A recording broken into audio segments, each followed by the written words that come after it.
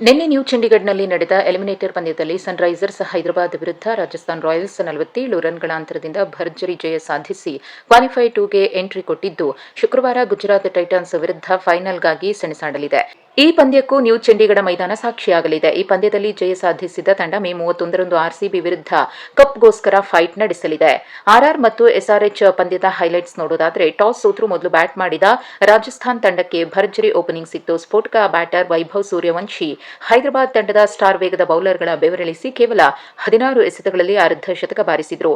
ಮೊದಲ ವಿಕೆಟ್ಗೆ ವೈಭವ್ ಮತ್ತು ಯಶಸ್ವಿ ಜೈಸ್ವಾಲ್ ಜೋಡಿ 8 ಓವರ್ಗಳಲ್ಲಿ 125 ರನ್ ಕಲೆ ಹಾಕಿತು. ವೈಭವ್ 29 ಎಸೆತಗಳಲ್ಲಿ 5 ಬೌಂಡ್ರಿ, 12 ಸಿಕ್ಸರ್ ಸಹಾಯದಿಂದ 97 ರನ್ ಬಾರಿಸಿ ಔಟ್ ಆದ್ರು.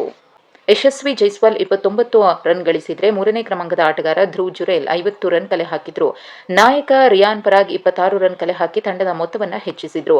ಅಂತಿಮವಾಗಿ ರಾಯಲ್ಸ್ 20 ಓವರ್ಗಳಲ್ಲಿ 8 ವಿಕೆಟ್ಗೆ 243 ರನ್ ಸೇರಿಸಿತು. 244 ರನ್ಗಳ ಗುರಿ ಬೆನ್ನತ್ತಿದ ಸನ್ರೈಸರ್ಸ್ ಹೈದರಾಬಾದ್ ತಂಡದ ಆರಂಭಿಕ ಆಟಗಾರ ಅಭಿಷೇಕ್ ಶರ್ಮಾ ಡಕೌಟ್ ಆದ್ರು. ಎರಡನೇ ವಿಕೆಟ್ಗೆ ಇಶಾನ್ ಕಿಶನ್ ಹಾಗೂ ಟ್ರಾವಿಸ್ ಹೆಡ್ ಜೋಡಿ 51 ರನ್ಗಳ ಜೊತೆ ಆಟ ಆಡಿತು. ಟ್ರಾವಿಸ್ ಹೆಡ್ 17 ರನ್ಗೆ ಔಟ್ ಆದರೆ ಇಶಾನ್ ಕಿಶನ್ 33 ರನ್ ಬಾರಿಸಿ ಔಟ್ ಆದ್ರು.